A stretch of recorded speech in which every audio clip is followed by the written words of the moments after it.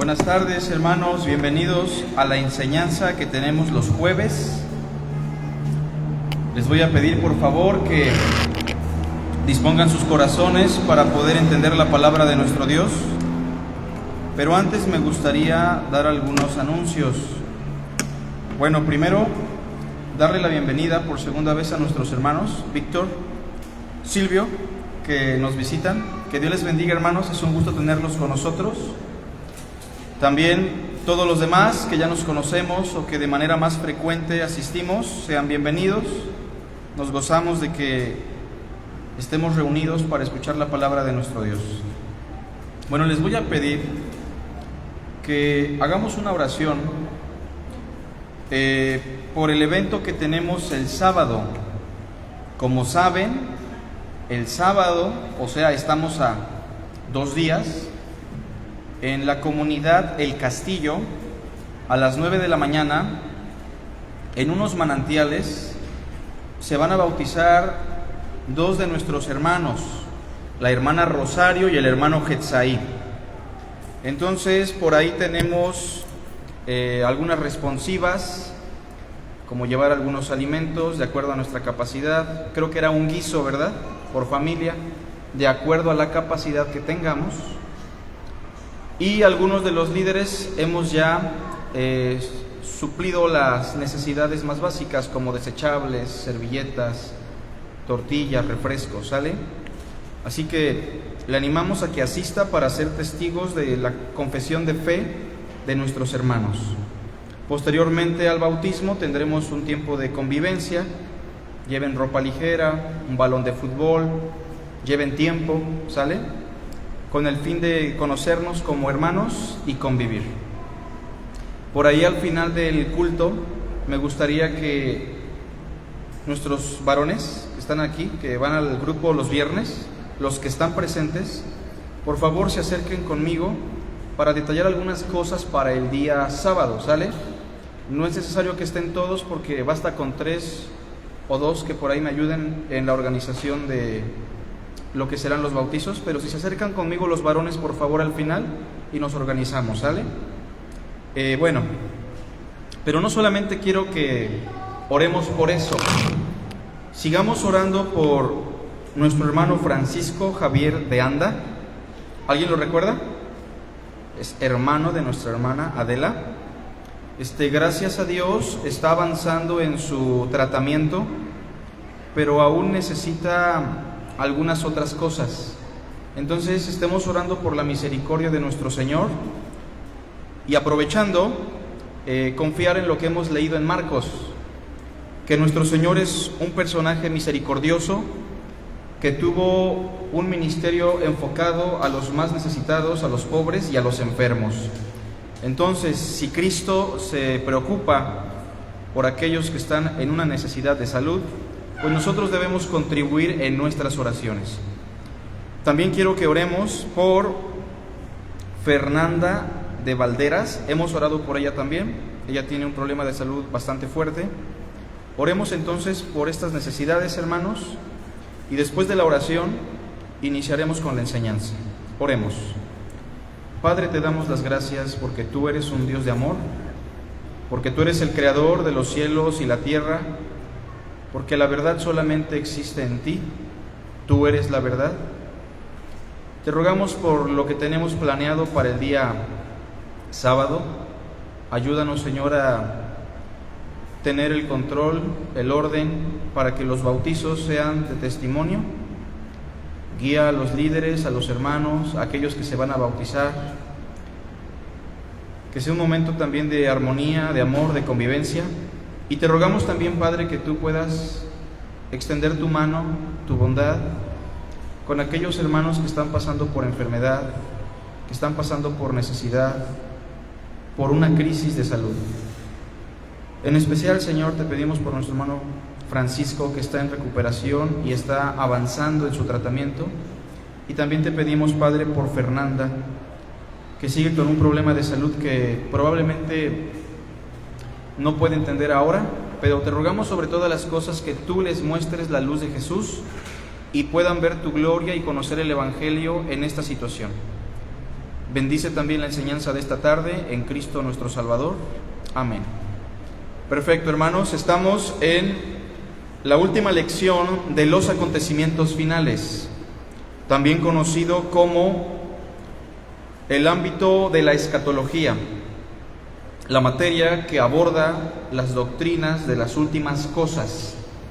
Y hemos enfatizado mucho el asunto del estado eterno y hemos sacado de nuestra mente ideas que son incorrectas en el cristianismo contemporáneo, o que si bien son tolerables, no tienen un soporte en la palabra de Dios. Algunas cosas que ya hemos desechado es, por ejemplo, la idea de que existe un estado intermedio. Todos aquí ya tienen en cuenta que el estado intermedio no existe, no hay un tiempo de espera entre la muerte y la segunda venida, puesto que la persona que muere, desde la perspectiva de la eternidad, abre sus ojos en el día del Señor, como lo vimos con el ladrón, Abraham, Isaac y Jacob y otros personajes. En ese sentido, Hebreos tiene razón cuando nos dice, y de la manera que está establecido para los hombres que mueran, y después de esto, el juicio. O sea que aunque en la perspectiva del tiempo yo le puedo decir al Señor, acuérdate de mí cuando vengas en tu reino, en la perspectiva de la eternidad, Cristo me dirá, no te preocupes porque hoy mismo estarás conmigo en el paraíso. También hemos entendido que el estado eterno de los impíos, o sea, de los perversos que no quisieron recibir al Señor, es un estado de existencia sin la presencia de Dios. Básicamente eso es lo que se define en el Nuevo Testamento como condenación o estado eterno para los impíos. No es que Dios activamente está atormentándolos o lastimándolos, sino que la ausencia de Dios es la mayor experiencia de condenación y tortura, por así decirlo, para aquellos que no quisieron creer en Él. Así que Dios simplemente lo que hace es apartarse de ellos y apartarlos de Él, como aquellos versículos que hemos leído, ¿verdad? Apartaos de mí, hacedores de maldad, apartaos de mí, malditos, excluidos de la presencia del Señor y de la gloria de su poder. En ese sentido, cuando la Biblia metafóricamente habla de la condenación, usa la metáfora de las tinieblas. ¿Y qué son las tinieblas, hermanos? Vamos a pensar, la oscuridad, ¿es una energía? ¿Se puede pesar? ¿Se puede medir? ¿Sirve como energía?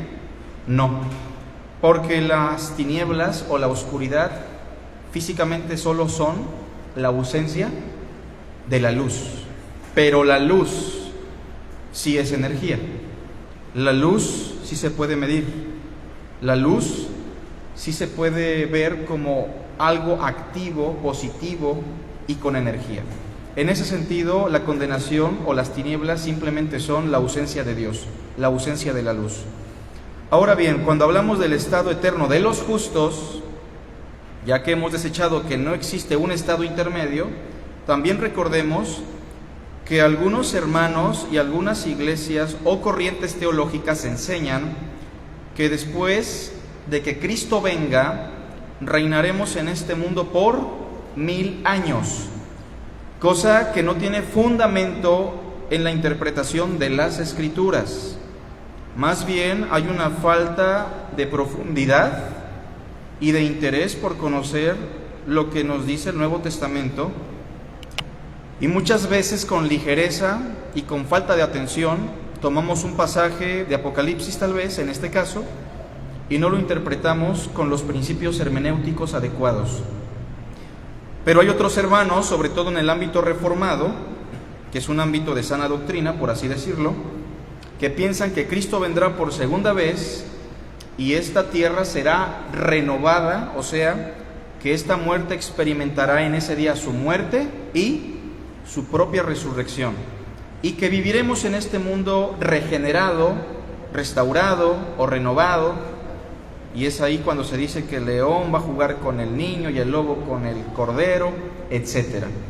Sin embargo, hermanos, aunque esta idea suena muy bonita, aunque hay que admitir que es una idea muy abrazada, Jesús de Nazaret y los pasajes que hemos estudiado con mayor claridad nos enseñan lo siguiente: no se turbe vuestro corazón. Si creen en Dios, crean también en mí. Tan sencillo como lo que viene. Miren, en la casa de mi Padre muchas moradas hay. Es un lugar ya existente, ¿no? Es un lugar real. ¿Es este mundo? No es este mundo. La casa de mi Padre es algo que está fuera de la esfera terrenal. En la casa de mi Padre muchas moradas hay, y si así no fuera, yo se los hubiera dicho. Pregunto, ¿da pie al pensamiento de una tierra renovada? Definitivamente no. La explicación de Jesús es muy sencilla.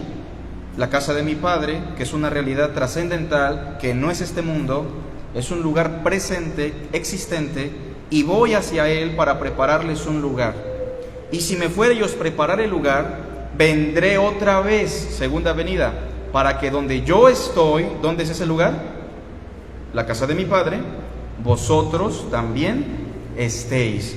Así que pensar en una tierra renovada no encaja para nada con la enseñanza clara de Jesús de Nazaret. Ahora bien, habíamos explicado que para hablar de este lugar de consuelo, el Nuevo Testamento y el Antiguo Testamento usan diferentes términos o títulos. Por ejemplo, la casa de mi Padre es uno.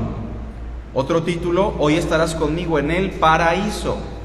O pensemos en el hombre llamado Lázaro que murió, ese mendigo, dice que fue llevado por los ángeles al seno de Abraham.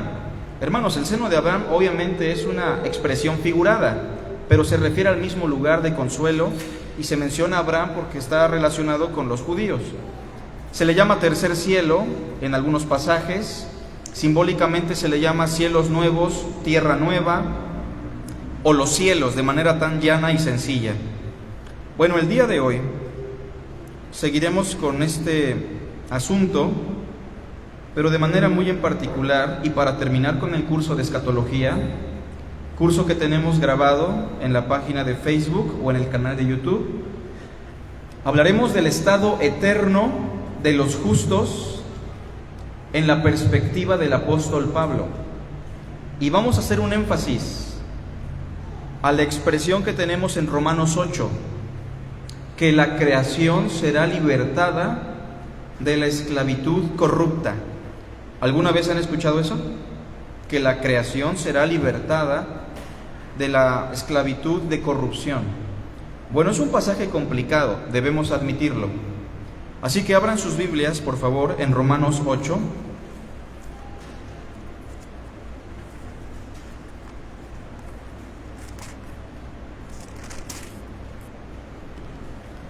Versículo 18 al 23.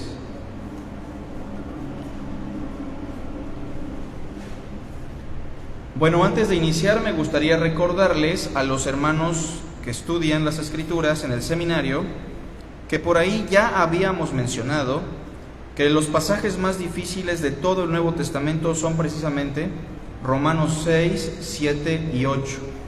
Están pero muy por arriba de la complejidad que nos presenta incluso Apocalipsis.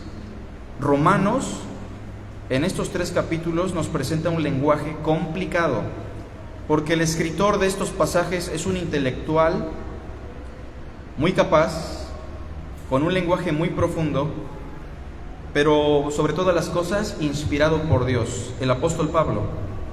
Y en el capítulo 8, verso 18 dice: pues tengo por cierto que las aflicciones del tiempo presente no son comparables con la gloria venidera que en nosotros ha de manifestarse. Estamos de acuerdo que ese primer versículo habla del contraste que existe entre nuestra condición presente y las aflicciones que tenemos hoy día en comparación a la gloria venidera que se va a manifestar en nosotros. Esa gloria venidera, sin duda alguna, es la resurrección del cuerpo. Seremos revestidos de gloria, tendremos un cuerpo incorruptible en el día de la glorificación. ¿Estamos de acuerdo con eso? Verso 19. Y aquí empieza el asunto que hoy vamos a explicar y que nos presenta una gran dificultad. Porque en este pasaje 19 en adelante, muchos hermanos ven la enseñanza de una tierra o una creación renovada. Vean, porque el anhelo ardiente de la creación es el aguardar la manifestación de los hijos de Dios. Porque la creación fue sujetada a vanidad, no por su propia voluntad, sino por causa del que la sujetó en esperanza. Porque también la creación misma será libertada de la esclavitud de corrupción. Pongan atención en la siguiente frase, ¿cómo la voy a leer? En la libertad gloriosa de los hijos de Dios. ¿Verdad que mi lectura fue diferente? Y lo explicaré más adelante. Porque sabemos que toda la creación gime a una, y a una está con dolores de parto hasta ahora. Y no solo ella, sino que también nosotros mismos, que tenemos las primicias del Espíritu, nosotros también gemimos dentro de nosotros mismos, esperando la adopción, la redención de nuestro cuerpo. Bueno, este pasaje tiene cierta complejidad. Si usted puso atención, dígame, ¿parece un pasaje complejo o no? Sí lo es.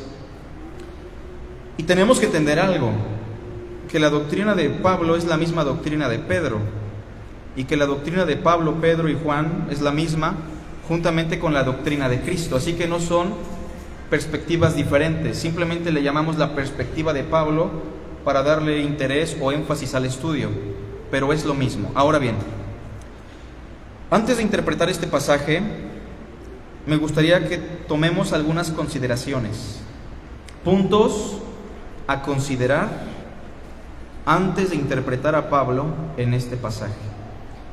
Hay algunos puntos que usted debe considerar antes de interpretar a Pablo, sobre todo en este pasaje, ¿sale? Así que vamos a ver. Primero,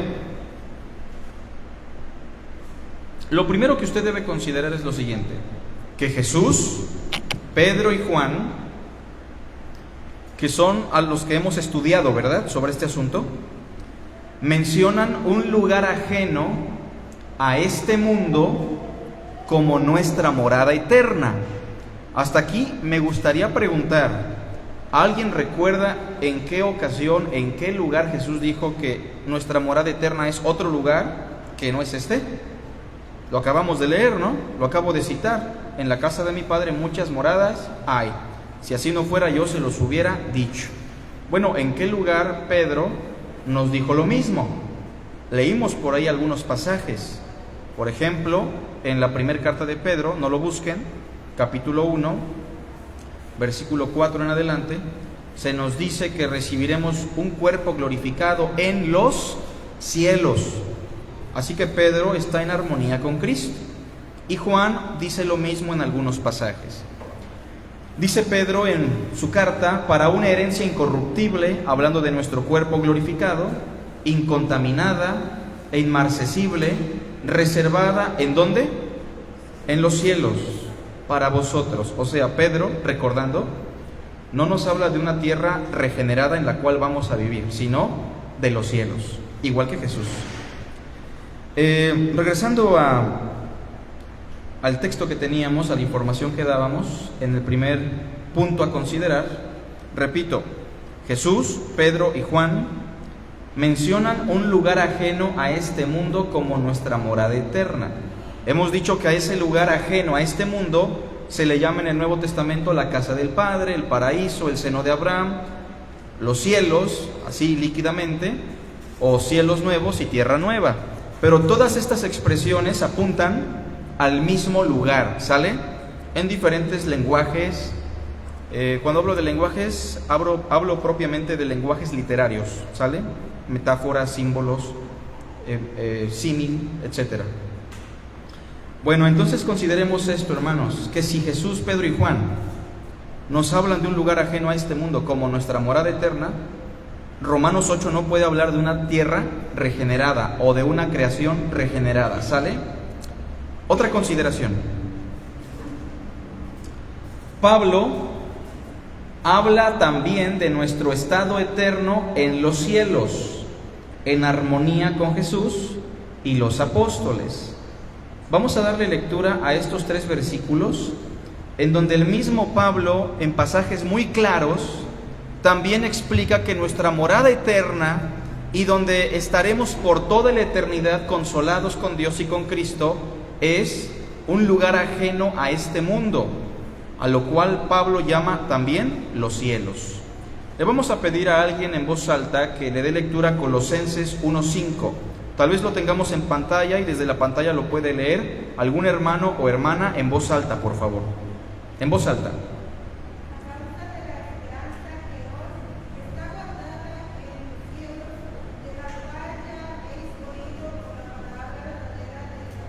Recuerden que cuando hablamos de la esperanza gloriosa o de la esperanza, no solamente estamos hablando de la segunda venida, estamos hablando de lo que nos trae la segunda venida. En el contexto de todo el Nuevo Testamento es un cuerpo glorificado. Pero ¿en dónde recibiremos la consumación de esa esperanza? Dice el texto, en los cielos. También me gustaría dar lectura, segunda a los Corintios 5:1, en el mismo contexto de una esperanza, que es la esperanza de la resurrección. Pablo enfatiza lo mismo. En voz alta, un varón, por favor. Porque sabemos que si nuestra morada terrestre, este tabernáculo, se deshiciere, tenemos de Dios un edificio, una casa no hecha de manos, eterna, en los cielos. Noten eso, Pablo está hablando de la resurrección del cuerpo, ¿verdad? Y compara a nuestro cuerpo presente, a las aflicciones presentes en este cuerpo y al cuerpo en sí, como si fuese un tabernáculo, una casa de acampar, una carpa, una casa débil que no resiste por mucho. Y dice después que si este cuerpo se destruye, se deshiciere, tenemos de Dios un edificio, o sea, un cuerpo que vamos a recibir, pero permanente y fuerte. Una casa no hecha de manos, eterna, ¿en dónde? En los cielos. Se enfatiza otra vez ese lugar. Y por último, Filipenses 3:20. Una hermana, por favor, en voz alta.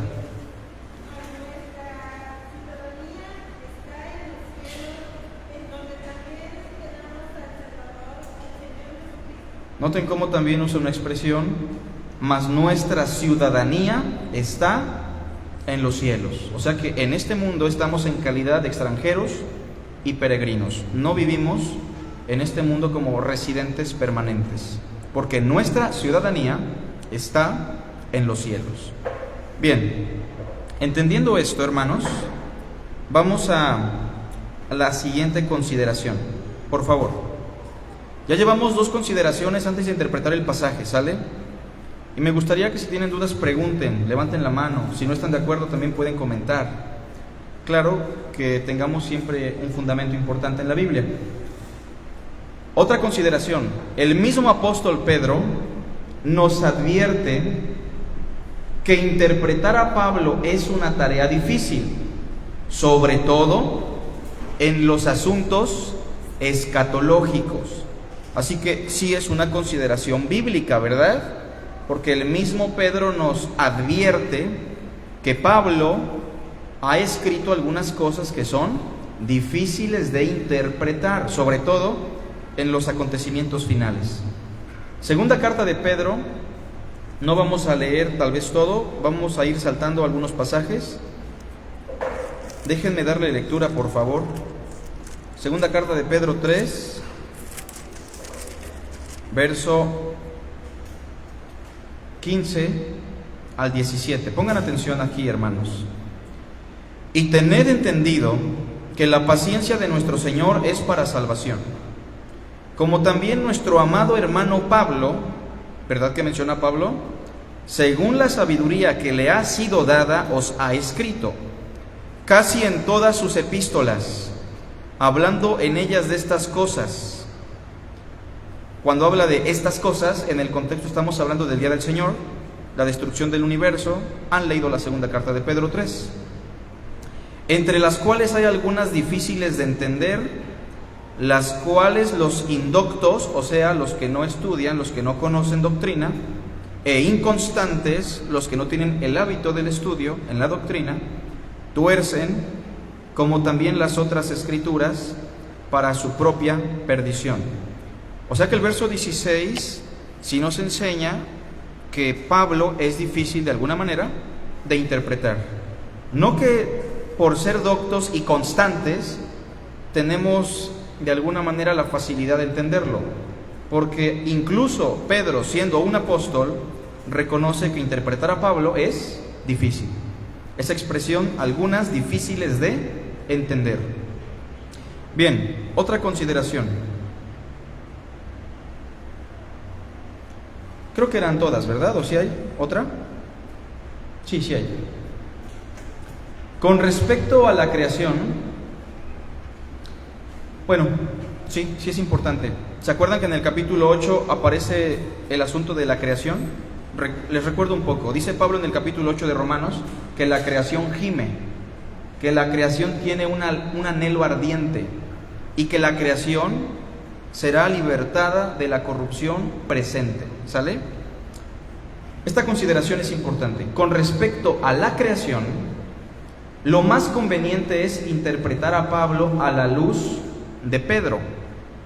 O sea, hay dos apóstoles que hablaron de la creación en el fin. Pablo en Romanos 8 y Pedro en su segunda carta, capítulo 3. ¿Cuál de los dos habla con más sencillez y claridad? Pedro. Entonces, este principio trata sobre esto, que debemos interpretar a Pablo, que es el más complicado, a la luz de la enseñanza sencilla ¿de quién? De Pedro. ¿Se entiende el principio, hermanos? Así que las cosas que no nos detalla Pablo o que no las entendemos por la dificultad de su lenguaje, las podemos entender con claridad en la enseñanza del apóstol Pedro. Así que lo interpretamos a la luz de Pedro, ya que Pedro ha sido muy claro con respecto al asunto. ¿Verdad que Pedro sí es muy claro con lo que va a pasar con la creación? En ese sentido, hemos entendido por Pedro que la creación será deshecha, los elementos ardiendo serán deshechos, ¿se acuerdan? Lo cual armoniza con las enseñanzas claras de Jesús. Ahora sí, punto número 1. Empezamos con la enseñanza, hermanos. Y si por ahí ven que su hermano de juntos está durmiendo, una hermana está cabeceando, les voy a pedir de favor que no los despierten, porque a mí me cuesta trabajo lograr ese efecto, ¿sale? No es cierto, hermanos. Si están durmiendo, tómense un vasito de agua. Yo sé que hace mucho calor. Bueno, punto número 1. El uso que Pablo hace de la palabra creación. O sea, cuando Pablo habla de la creación, y ya ahora sí no pierdan Romanos 8 de sus Biblias, miren, vamos a hacer esto. En nuestras Biblias vamos a tener Romanos 8, y en la pantalla gama nos va a proyectar los versos que no estén en Romanos, ¿sale? O que no sean Romanos 8. Del capítulo 8, verso 18 al 23, cuando Pablo habla de la creación, la pregunta que arrojamos es la siguiente: ¿a qué se refiere con creación? Me gustaría escuchar opiniones. Cuando usted escucha la palabra creación, ¿qué es lo que le viene a la mente? Todo lo que existe. Sin embargo, pueden existir diferentes opiniones sobre lo que es la palabra creación. ¿Rafita? Hacer algo de la nada. Bueno, sí, claro, hacer algo de la nada. Pero cuando hablamos de la creación en este pasaje, ¿a qué creen ustedes que se refiere? Todo lo que existe. ¿Involucrando a los seres humanos? Sí, pero no a los Ok. elegidos. Entonces, la palabra creación, vamos a ver cómo la usa Pablo en su lenguaje teológico. Y a partir de eso vamos a definir cuáles son las posibilidades que se le pueden dar a la palabra creación en este contexto, ¿sale? A ver, este primer aspecto, hermanos, de definir qué significa la palabra creación en este contexto, determinará todo el rumbo de nuestra interpretación. Porque, por ejemplo, si hablamos de la creación en Génesis capítulo 1, ahí sí con facilidad podemos decir si se refiere a todo lo que existe en el universo físico, ¿verdad?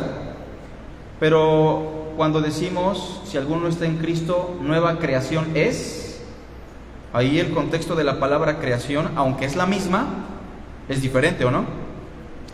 O cuando se usa la palabra creación para referirse a la naturaleza exclusivamente, estamos hablando de otro sentido, donde no se involucra al ser humano, creyente o no creyente.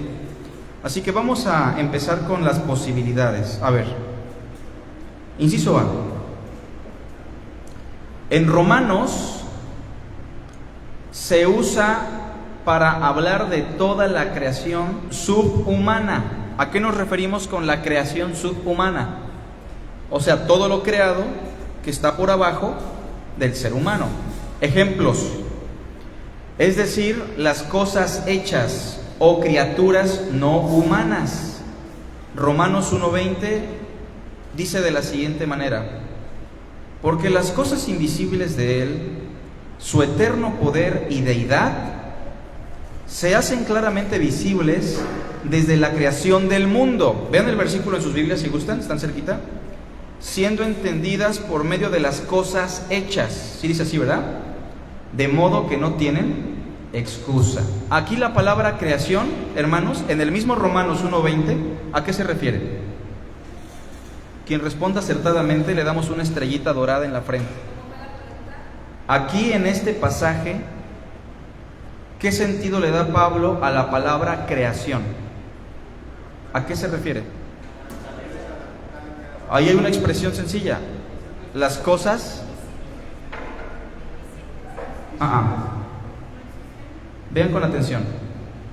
Porque las cosas invisibles de Él, su eterno poder y deidad, se hacen claramente visibles desde la creación del mundo, siendo entendidas por medio de las cosas hechas. Cosas hechas no involucran al ser humano, porque el ser humano no es una cosa, ¿o sí? ¿El ser humano es algo o es alguien? ¿Y el perrito? ¿Es algo o es alguien? El perrito es algo, aunque algunos se molesten, ¿verdad? El perrito no tiene la imagen y la semejanza de Dios, ni los plantitas, ni los seres vivos, solamente los seres humanos.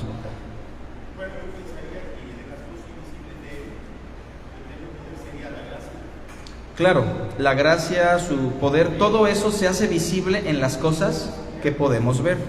O sea, el poder de Dios lo vemos en el mar, en el sol, las estaciones, el clima, etcétera, ¿no? Regresando al texto que teníamos escrito ahí en pantalla, les decíamos por ahí que en Romanos se usa para hablar de toda la creación subhumana, en este pasaje que leímos, ¿no? Es decir, las cosas hechas o criaturas no humanas, Romanos 1:20, ya lo leímos.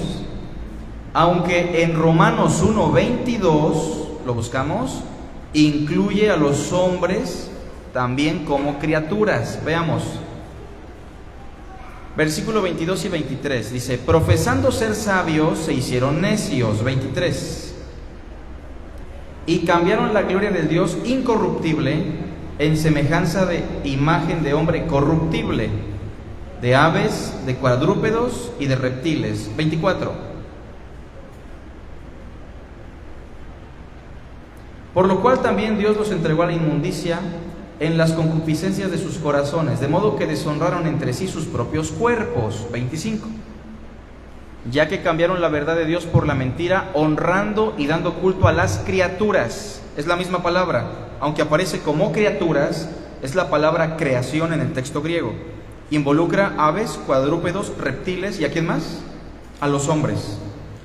Bien, así que en este primer contexto de Romanos, la palabra creación se usa para hablar tanto de la naturaleza y en otro contexto se usa para hablar de todo lo que existe, ¿sale? Incluyendo al hombre. Inciso B. En Gálatas 6:15 se refiere a los regenerados. Sin embargo, es muy difícil pensar que ese es el sentido que Pablo le da a la palabra creación en Romanos 8, ¿verdad? Porque sí hace una distinción entre la creación que gime y los hijos de Dios que gimen, ¿se acuerdan?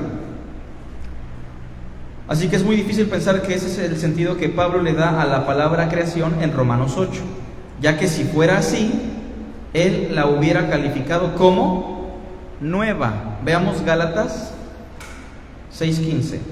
Porque en Cristo Jesús ni la circuncisión vale nada, ni la incircuncisión, sino una nueva creación. ¿Qué somos todos nosotros? Una nueva creación. Pero en Romanos 8, cuando dice que la creación gime, no podemos pensar que se habla de nosotros, ¿o sí? Porque Pablo la calificaría como la nueva creación gime. Sin embargo, no la califica como nueva. Aparte, la distingue de los hijos de Dios. Por lo tanto, no puede ser lo mismo. Seguimos, hermanos, en el inciso C. En Colosenses 1:15 al 16, Pablo también usa esta palabra para aludir al mundo material y al mundo espiritual. Ahorita lo vamos a buscar. Pero esto nos aleja mucho del contexto de Romanos 8. Aunque en el 1:23 de Colosenses, ahorita los vamos a leer, se usa para hablar del planeta en el cual se predica el Evangelio. Busquemos Colosenses 1:15. Se dice de Cristo que Él es la imagen del Dios invisible. Jesús lo dijo: el que me ha visto a mí, ha visto al Padre, ¿o no? El primogénito, o quien tiene la preeminencia en todo lo que existe en la creación, en todo lo creado. Porque en Él fueron creadas todas las cosas, las que hay en los cielos y las que hay en la tierra, visibles e invisibles, sean tronos, sean dominios, sean principados, sean potestades. Todo fue creado por medio de Él y para Él. Aquí en este contexto, creación se refiere tanto al mundo material como al mundo angelical, ¿verdad? Este contexto nos aleja mucho del significado. Ya ni siquiera estamos en Romanos. Y Colosenses 1:23, me parece, usa la palabra creación para hablar de el planeta como un lugar. Se usa la palabra en un sentido locativo. Dice: si en verdad permanecéis fundados y firmes en la fe, y sin moveros de la esperanza del Evangelio que habéis oído, el cual se predica en toda la creación que está debajo del cielo. ¿Verdad que hay creación se refiere al planeta, o no? Bien, seguimos.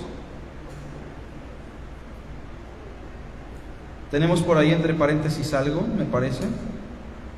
Bueno, al eliminar las opciones más desconectadas, solo podemos pensar en el mismo contexto de Romanos, ¿verdad? Es lo más sano, no salirnos del huacal, nos vamos a quedar ahí.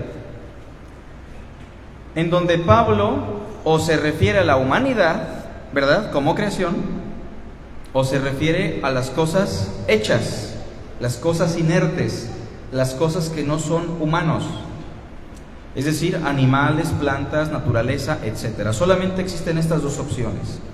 ¿Qué es lo que hice en estas 3 semanas? Bueno, primero entender, hermanos, que estamos ante un pasaje difícil. Les voy a proporcionar a manera de comentario bíblico 2 interpretaciones que creo que son las más cercanas en el contexto con respecto a la creación y a este pasaje, ¿sale? Bueno, abran sus Biblias en Romanos 8, verso 19. Punto número 2. Le voy a pedir favor a Gretita que con su micrófono me apoye con las lecturas cuando se lo pida, ¿sale? Bueno, punto número 2. ¿No lo tenemos? Ok, nos esperamos tantito, ¿sale? Vamos a ver. Gretita, dale lectura 8:19 de Romanos.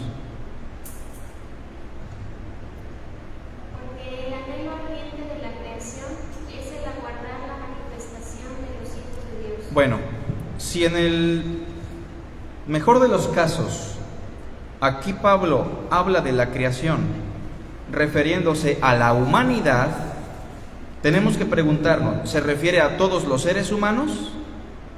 No, si este fuera el caso, ¿a qué seres humanos se refiere? ¿Los podría escuchar en voz alta? Levante la mano alguien para que... Hermano, tú comentabas, ¿verdad? A la iglesia. Ok. Eso nos pone en un aprieto, hermano, porque el versículo 19 sí hace una distinción entre la creación y abajo con los hijos de Dios. Entonces, si se refiere a la humanidad, ¿a qué grupo de la humanidad se refiere? Si fuese el caso, a la humanidad inconversa, ¿verdad? Bueno, vamos a suponer que en el mejor de los casos esta es la opción, ¿sale? ¿Ya tenemos el 2, Gama? Si no se puede, dime, no te preocupes, ¿eh? Yo puedo aquí explicarlo. Bueno, vamos a pensar, hermanos, los seres humanos como creación que no tienen a Cristo anhelan ardientemente el día de Cristo, ¿verdad que no? Así que es complicado. Sin embargo, en Romanos capítulo 7 sí tenemos la experiencia figurada de un inconverso que anhela ser libertado de la esclavitud. ¿Se acuerdan? En ese contexto, entonces, no sería tan descabellado pensar que de manera inconsciente, sin información, sin la guía del Espíritu, los humanos inconversos anhelan ser librados de la condición presente. ¿Los seres humanos quieren morir? ¿No? ¿Desean tanto dolor, sufrimiento? ¿Les gusta la condición en la cual se encuentran hoy? En cierto modo, no. No es una condición que realmente les deje satisfechos. Ahora, vamos a ver Romanos 7. Aquí estamos ya, ¿verdad? Inciso A. Ahora sí, para que lo vayamos leyendo. Inciso A. Si la creación se refiere a la humanidad, tenemos entonces en el inciso A la humanidad. Veamos lo que sigue, por favor, todo lo que está escrito. Toda la humanidad, ¿sí lo ven todos, hermanos? Ok. Les repito, no es una interpretación oficial, ¿sale? Estamos ante un pasaje difícil, así que ustedes pueden discrepar. Si quieren la diapositiva para que no anoten todos, se las podemos pasar. Toda la humanidad diseminada en toda la creación, de manera inconsciente, tiene un anhelo ardiente. ¿Cuál es ese anhelo? De ser librada de la esclavitud y corrupción. Romanos 7, verso 14 al 24. Dice así: porque sabemos que la ley es espiritual, mas yo soy carnal, vendido al pecado. ¿Verdad que hemos hablado de cómo muchos hermanos piensan que aquí Pablo se refiere a su condición como cristiano? Y que él dice, pobrecito de mí, yo soy un apóstol de Dios, un hombre que quiere guardar la ley, pero no puedo, no, siempre fracaso. Ahora, incluso el verso 14 que nos dice, yo soy carnal, vendido al pecado, nos debe arrojar luz. ¿Un cristiano, hermanos, se puede definir como un ser vendido al pecado todavía? Ya no. Ahora la pregunta es, ¿por qué Pablo lo dice en presente, verdad? Y no dice, fui vendido o fui carnal. Porque Pablo está usando una figura de tiempo que se conoce como el presente histórico. Lo pueden investigar. El presente histórico es cuando colocamos una experiencia en presente, cuando en realidad eso ya ocurrió. Pero lo hacemos en presente como para adornar nuestro lenguaje y hacer vívida la experiencia que hemos experimentado tiempo atrás. También Pablo usa el presente futuro, que es un poco distinto. Por ejemplo, y a los que predestinó, a estos llamó. Y a los que llamó, justificó. Y a los que justificó, glorificó. ¿Ya nos glorificó? No, ¿verdad?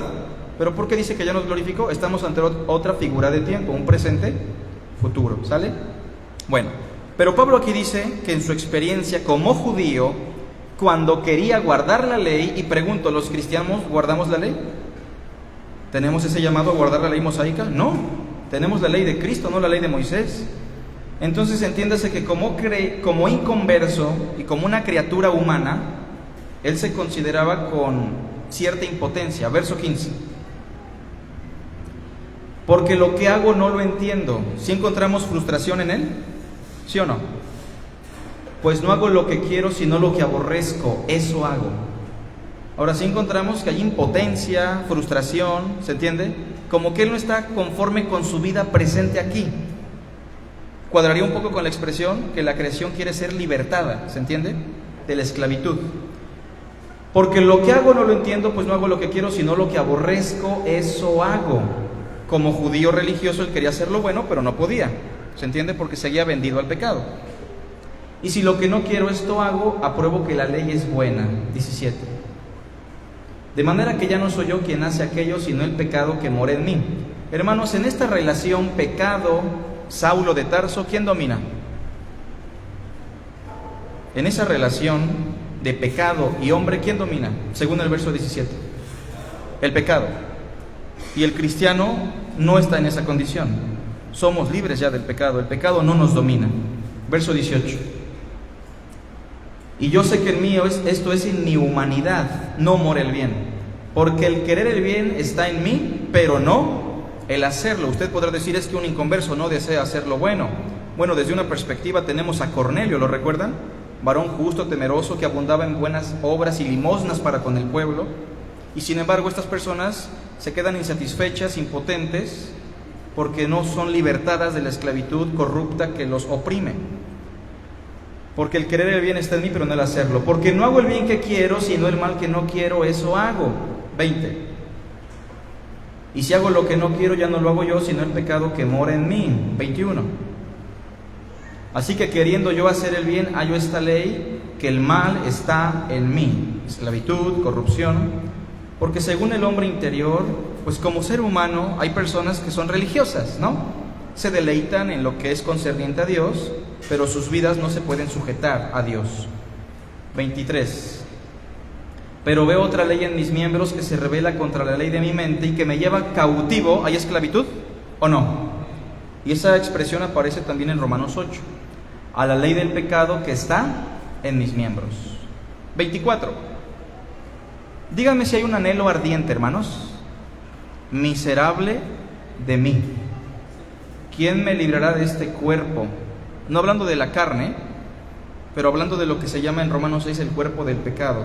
¿Quién me librará de esta condición de muerte?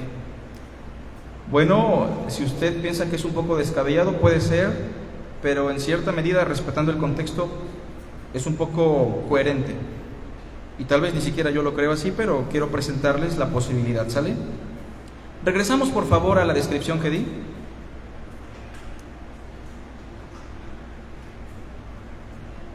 Es el A del punto 2, ¿verdad?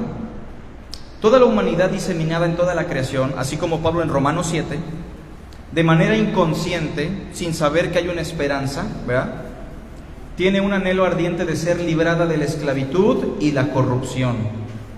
Realidad que solo experimentaremos, ¿quiénes? Los creyentes en el día de la glorificación. Sin embargo, hermanos, la humanidad, al verse esclava y corrupta y en consecuencia insatisfecha, es como si anhelara ese evento. Les repito, solamente es una posibilidad, ¿sale? Seguimos, hermanos. Versículo 20, Gretita, en voz alta, de Romanos 8:20.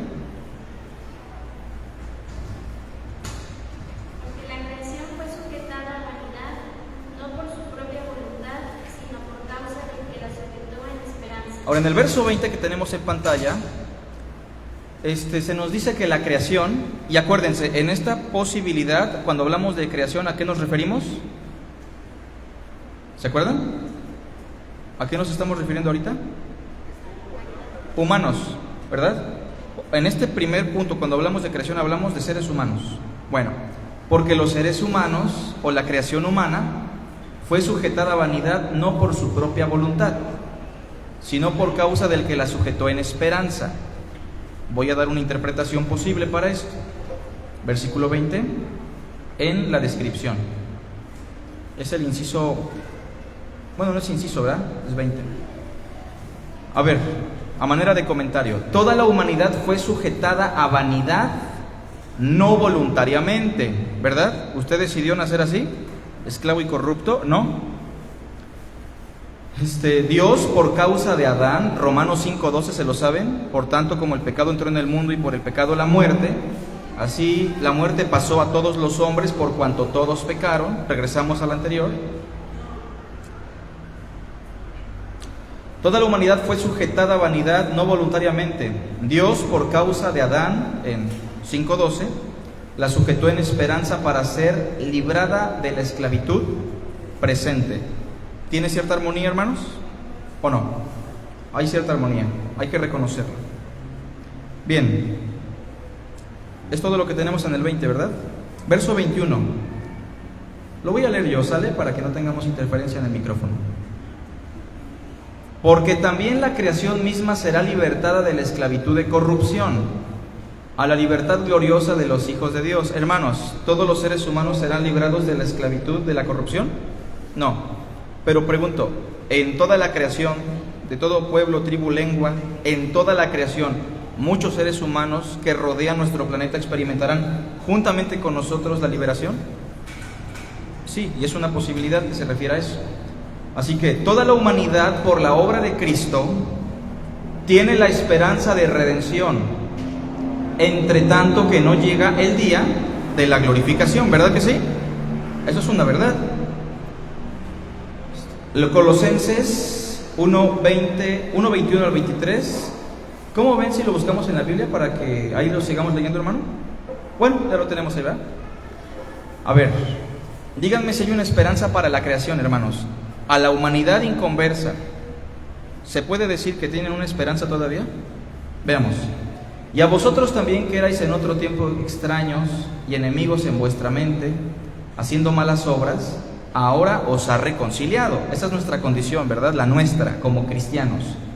En su cuerpo de carne por medio de la muerte, para presentaros santos y sin mancha e irreprensibles delante de Él. Si en verdad permanecéis fundados y firmes en la fe, y sin moveros de la esperanza del Evangelio que habéis oído, el cual se predica en toda la creación que está debajo del cielo. O sea, los inconversos, ¿tienen contacto con la esperanza o no? Y toda la creación de alguna manera, en un sentido, ¿va a experimentar liberación juntamente con nosotros? Claro, en un sentido puede referirse a eso. Tenemos otro pasaje, es 2 Corintios 5:17 al 20. De modo que si alguno está en Cristo, nueva criatura es, las cosas viejas pasaron, he aquí todas son hechas nuevas. 18.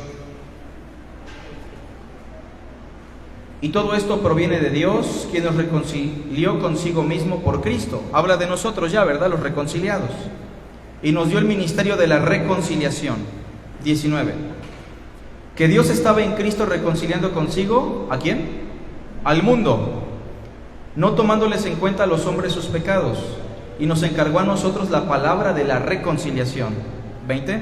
Así que somos embajadores en nombre de Cristo, como si Dios rogase por medio de nosotros, os rogamos en nombre de Cristo, en todo el mundo, en toda la creación, reconcíliense con Dios. Otro texto, Tito 2:11 al 14. Porque la gracia de Dios se ha manifestado para salvación, ¿a quiénes? A todos los hombres. No que todos sean salvos, pero toda la creación tiene contacto con esa esperanza y con esa gracia, ¿o no? 12. Enseñándonos que renunciando a la impiedad y a los deseos mundanos, vivamos en este siglo sobria, justa y piadosamente, aguardando la esperanza bienaventurada, es un mismo contexto, y la manifestación gloriosa de nuestro gran Dios y Salvador, Jesucristo. Bueno, seguimos con la información que tenemos escrita. Repito, toda la humanidad por la obra de Cristo tiene la esperanza de redención, entre tanto que no llega el día de la glorificación. Es más, hermanos, es seguro que de toda la creación humana, muchos gozarán de la redención con nosotros, ¿verdad? Los que actualmente somos hijos de Dios, en ese día. Mateo 25, si quieren no lo busquen, lo voy a leer desde aquí. Dice así: cuando el Hijo del Hombre venga en su gloria, ¿lo han escuchado? Y todos sus santos ángeles con él, se sentará en su trono de gloria. y serán reunidas delante de él todas las naciones, toda la creación. Los va a apartar a los unos de los otros, y en el verso 34 dice lo siguiente: les dirá a los de la derecha: venid, benditos de mi Padre. Así que puede ser una posibilidad, ¿no? Seguimos, hermanos, con lo que tenemos. Versículo 22. 8:22 de Romanos. Hay que darle un premio a nuestro hermano Gama, porque la verdad tiene un procesador grande ahí, ¿verdad? Haciendo todo a la vez. Porque sabemos que toda la creación gime a una, y a una está con dolores de parto hasta ahora. Recuerden que en esta primera posibilidad la creación es la humanidad. Tenemos ahí una posible interpretación. La decadencia de la humanidad, su corrupción, maldad, dolor y sufrimiento causados por la esclavitud corrupta presente, figuradamente sería como una mujer que está sufriendo antes de dar a luz, es decir, antes del día de la redención. Mateo 24, verso 4 al 13, ese sí lo vamos a leer, porque se habla de la humanidad como creación que está con dolores de parto hasta ese día, y es una posibilidad. Dice así Mateo 24, verso 4. Por tanto, lo leo desde ahí, ¿verdad? Respondiendo Jesús les dijo: mirad que nadie os engañe, porque vendrán muchos en mi nombre diciendo yo soy el Cristo, y a muchos se engañarán. Y oiréis de guerras y rumores de guerras. ¿Las guerras quién las provoca? ¿La naturaleza o los humanos? Mirad que no os turbéis, porque es necesario que todo esto acontezca, pero aún no es el fin. 7. Porque se levantará nación contra nación y reino contra reino, y habrá pestes y hambres. Hermanos, las hambrunas, ¿quién las provoca? O sea, si pensamos que no hay comida, estamos locos, ¿verdad? Porque comida hay de sobra en todo el mundo, pero la hambruna es causada por el ser humano. Terremotos en diferentes lugares, obviamente, pues ahí no podemos hablar del ser humano. Y todo esto será principio de dolores. En este contexto se hablan de los humanos como con dolores de parto, entre tanto que llega el fin. ¿Se dan cuenta? Esta expresión del verso 8, sobre todo, principio de dolores, es la imagen de las contracciones que experimentan las mujeres cuando van a dar a luz. Primero 5 minutos, 10 minutos, y cada vez los dolores son más fuertes hasta que llega el alumbramiento.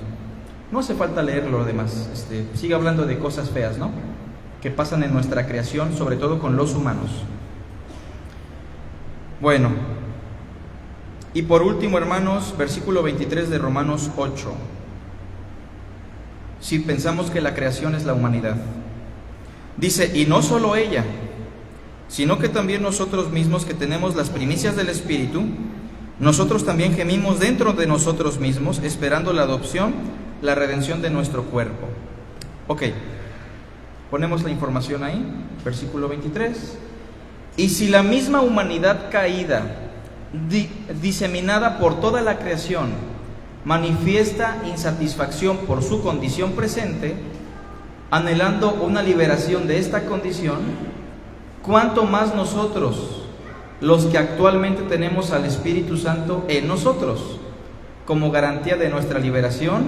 Y enfatizo, y transformación, porque el versículo 23 sí habla de la redención de nuestro cuerpo, y cuando hablamos de la creación aquí, se habla de que tiene el anhelo de ser liberada, pero no se habla de transformación como tal. Bueno, ¿cómo ven esta primera interpretación, hermanos? Me gustaría escucharlo. ¿Está muy descabellada? ¿Cómo ven?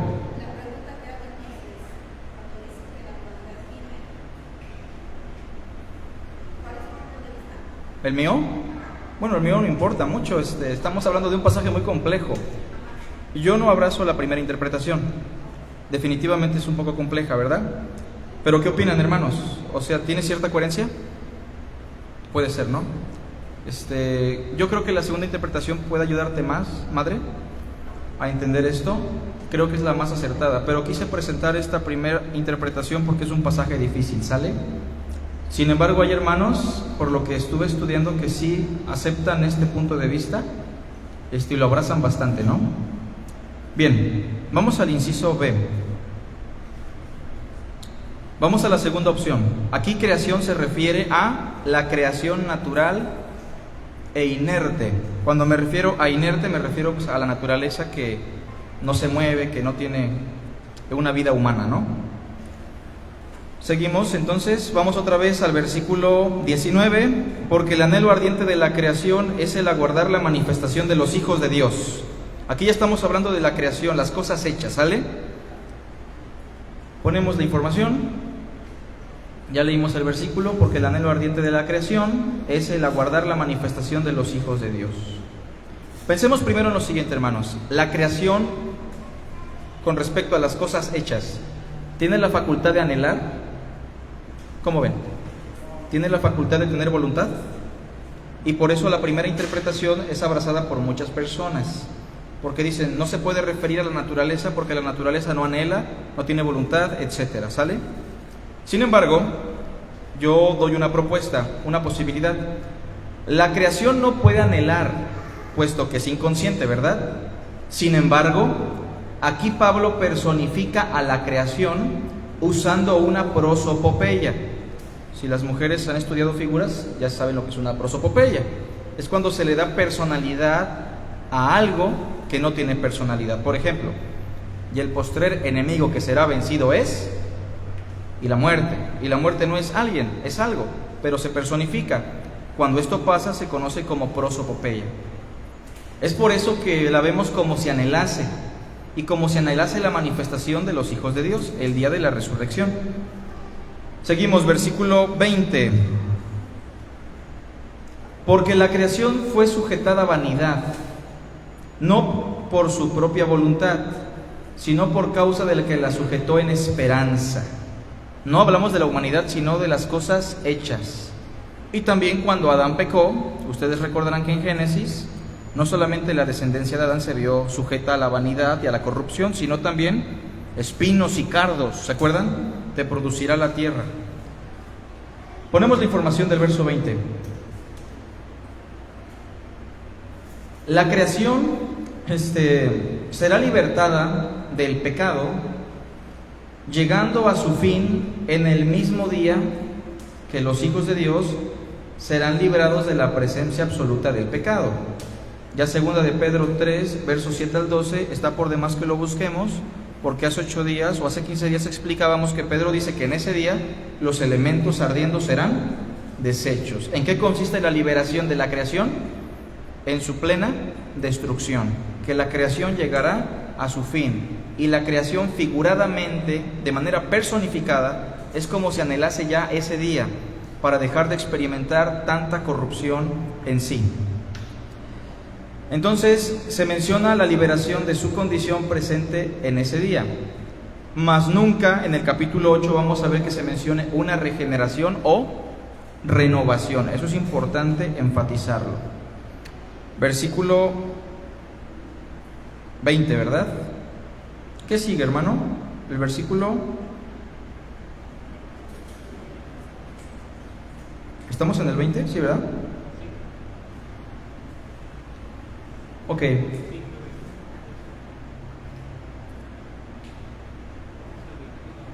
Nos saltamos, ¿verdad? Perdón, hermanos. Vamos al 20 otra vez. Dice, porque la creación fue sujetada a vanidad, bueno, no por su propia voluntad. Ponemos la información de esto, que sería la información del verso 20, ¿verdad? Con calma, hermano, no te preocupes. ¿Quieres que lo lea desde acá? ¿Sí? Ok.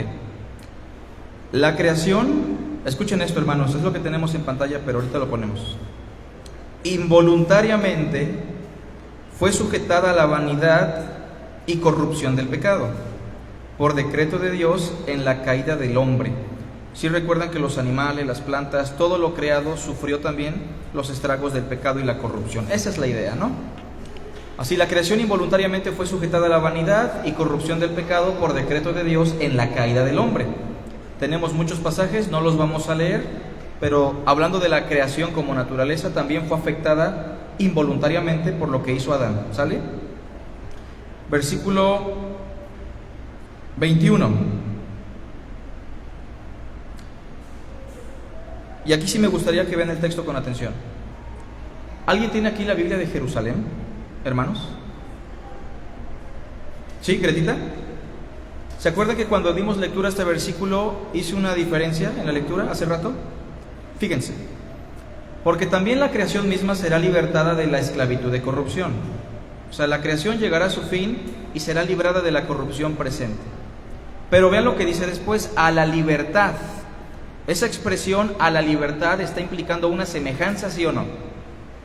Sí, pero en el texto griego no aparece así la expresión.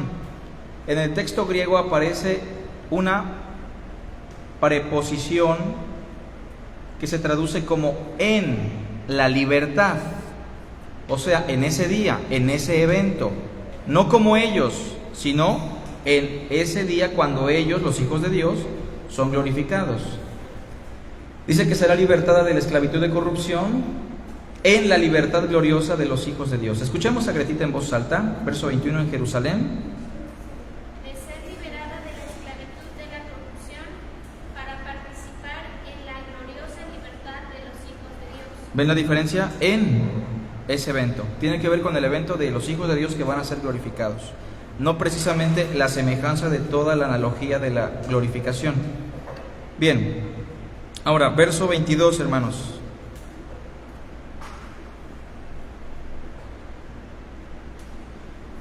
Dice así, porque sabemos que toda la creación gime a una y aún está con dolores de parto hasta ahora. ¿Ponemos la información?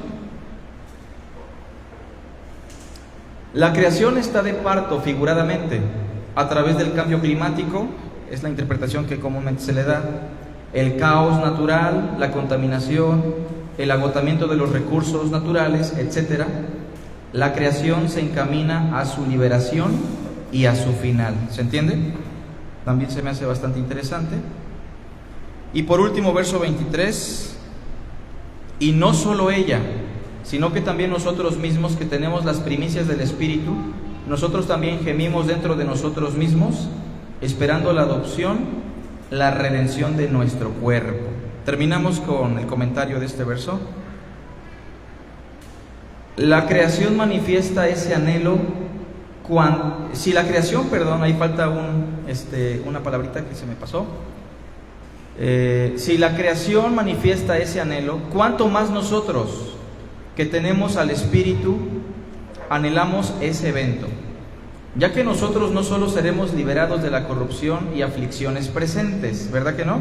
No solo eso, sino que sumado a ello nosotros recibiremos un cuerpo glorificado en los cielos. Así que, hermanos, en estas dos interpretaciones vamos a encontrar algunas carencias.